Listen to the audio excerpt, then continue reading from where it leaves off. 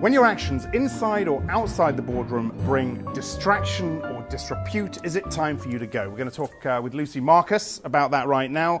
Director Contagion, Lucy, is something you've written about and talked about. When should you go? It's a tough one.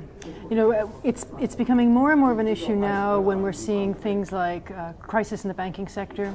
So if you were involved as the chief executive or senior executive or on the board of a bank, say, that has gotten into trouble, Barclays or Standard Chartered, and but that was, say, 5 or 10 years ago, and now all of this has come to light, but you've moved on into other jobs.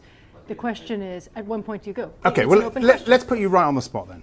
Mervyn Davies used to be with Standard Chartered, I believe, when things were going on with Standard Chartered. He is now on several other boards. You talked to him this summer. Should he be on those boards? It's a tough one. I mean, you know, Mervyn Davies, I talked to him a couple of episodes ago for In the Boardroom with Lucy Marcus, and we talked about his work with quotas and women in the boardroom and so on, and he's certainly doing good work. He's well regarded in the city. And it's a difficult one because, you know, if he's found to be in some way culpable for the actions at Standard Chartered, then that's going to cause a problem. Okay, doing the honourable thing is one thing. Then, of course, there's the question of what other board members should be expected to do in a situation like this. James Murdoch, I don't know whether it was his call to step down from Glaxo or whether he was told to. What should other board members be doing? Well, again, I mean, you know, who's responsible for this choice? I'd like to think, and it's what I wrote about in the column I wrote on the topic for Reuters. I'd like to think that if you know you've done something wrong and you're bringing trouble to the doorstep of a company that actually had nothing to do with the problem, at a certain point, it is the honorable thing to step down, and it keeps the company from having to do the awkward thing, which is to say to you, you know, look, you're causing us a problem now, you've got to go. But if the person doesn't volunteer of their own volition, then, you know, the chairman, the nominations committee will have to have a word with that person. But I guess it could be unfair sometimes because the person in question might not, him or herself, have done anything wrong, but just purely by what's the word? Association is the word I'm looking for. Yeah, purely by association, they've got mud on their backs. Yeah. Well, here's the thing. It's not about you. You know, we serve as directors on boards for the good of the company. And if for some reason, rightly or wrongly, we are beginning to bring some sort of taint or disrepute to the company, then it's our responsibility to actually absent ourselves from that place. Because we're supposed to be helping and also be independent. We're not supposed to bring trouble to the doorstep of a company that had nothing to do with it. Should there be rules about this? Should there be written guidelines about this sort of thing? There are some. You know, there's something about, you know, misconduct and so on and so forth.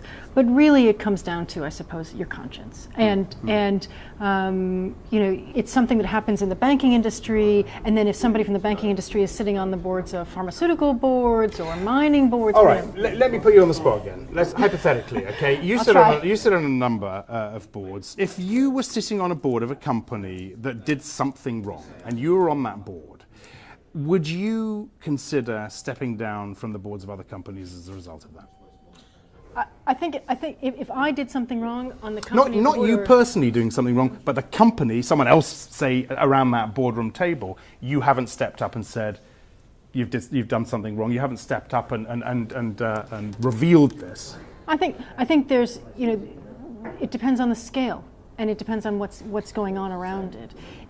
If I have been in some way culpable, or I should have acted in a certain way and I didn't, and it's becoming an issue in the press and so on, absolutely. Because again, I'm not on the board for my good. No. You know, my job is to help the company, and if I'm actually distracting the company on whose board I'm sitting, then I'm not doing any good. I think, and I asked about guidelines. Sure, I asked about guidelines, but I think perhaps one of the problems is it's so blurry, and it gives these very important, yes, but it gives these very important people an excuse not to do anything.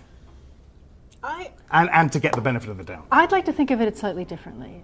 You know, one of the things that's happening with the boardroom is there's more transparency.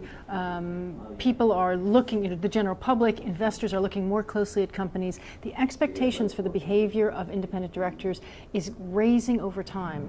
And we are held personally accountable for the choices that we make in the boardroom. That's part of the responsibility of a board director. So, you are your reputation, you are your actions. All right. It is what it is. Lucy, as always, it's been a pleasure. It's been great to pin you down here. No doubt we'll talk again in the next few months after you've been out there and spoken to a few more directors and found out what they're up to. That was Lucy Marcus. The show, of course, is In the Boardroom with Lucy Marcus. I'm Axel Threlfall. This is Reuters.